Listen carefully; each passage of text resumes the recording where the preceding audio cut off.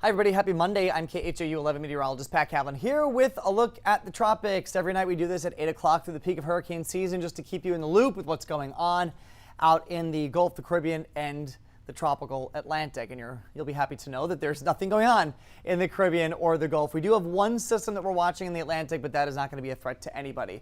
Tropical Storm Lorenzo out here in the middle of the Atlantic as of the 4 p.m. advisory. It's a 50-mile-per-hour storm moving to the northwest at about 10 miles per hour. This will continue to turn towards the north and then eventually to the northeast as we go through the end of the week and into the weekend.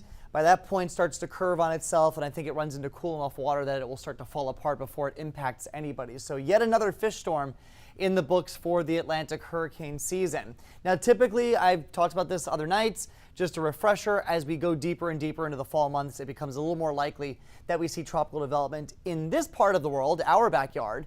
And the reason for that is twofold. One, the water temperatures in the Atlantic, where we just were showing you Lorenzo, typically start to become too cool this time of year to support any storm development.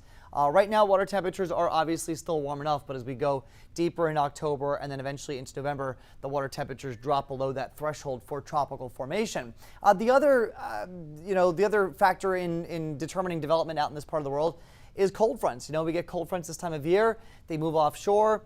They act as a focus for areas of energy to kind of spin up into storms, and voila. So, I mean, this is where we typically look, but like I said, right now there's nothing expected in the Gulf or Caribbean. So smooth sailing close to home, which is nice news for us here as we get into the middle of October.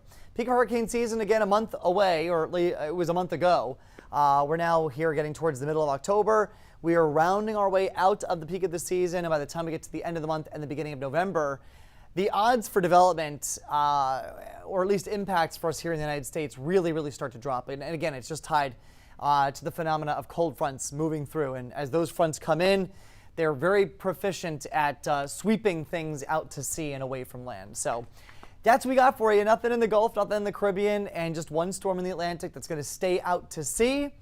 We'll be doing these updates every day for you as long as we're in the peak of the season. And of course, we'll have an update coming up for you tonight on the KHOU 11 News at 10 o'clock on the tropics and also your forecast here at home.